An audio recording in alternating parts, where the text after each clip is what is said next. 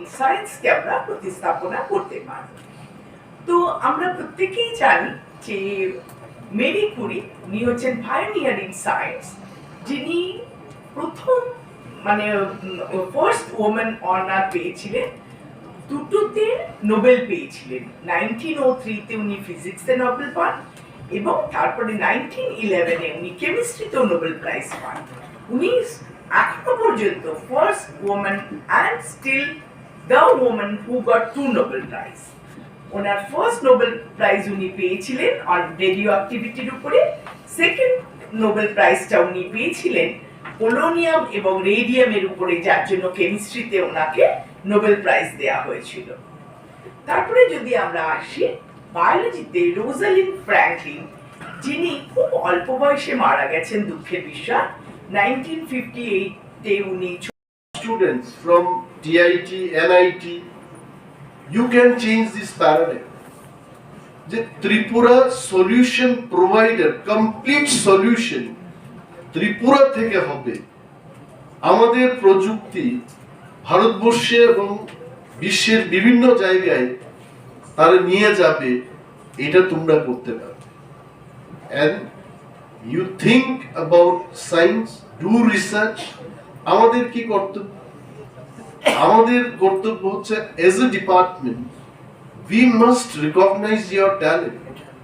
আমি মিস্টার মূর্তিকে বলবো, আমাদের সচিব যিনি দপ্তরে, I think next year on 20th of February we must reward those students who invented যে বিষয় করুক, we have to reward them, we have to recognize them. এই যে একটা সার্টিফিকেট নিয়ে যাওয়া, আমাকে আজকে কি দিয়েছে, একটা মেমেন্টো দিয়েছে, বলছে সম্মান। আমি জানতাম না যে সম্মান এইভাবে দেওয়া হয়। ওই যে আমাদের একটা একটা করে দিয়েছে, এটা সম্মান। এখানে বসে আমি ভাবছিলাম আসলেই তো এটা সম্মান, কারণ আমি এটা নিয়ে যাব, নিয়ে গিয়ে আমার ওয়ার্ড্রোবে আমি ডিসপ্লে করে রাখবো, আমার একটা ডিসপ্লে সেকশন আছে, এটা রাখবো। যখন আমি মন্ত্রীও থাকবো না, তখনও কিন্তু এইগুলো থাকবে সেখানে। Is it not respect? It is respect.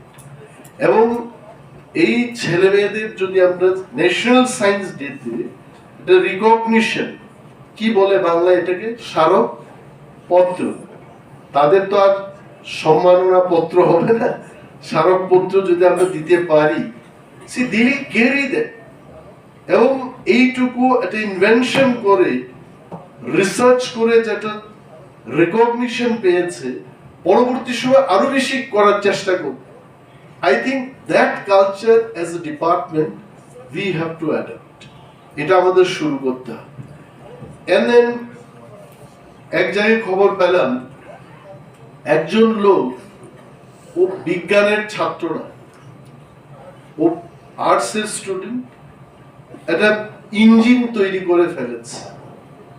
আমি মহেন্দ্র সিংকে বললাম, মহেন্দ্র সিং এটা করছে, আজকে থেকে 1 বছর আগে বললাম যে এনআইটির প্রফেসরদের নিয়ে কমলপুরে গিয়ে দেখো, সত্যি ওই লোকটা মানে কি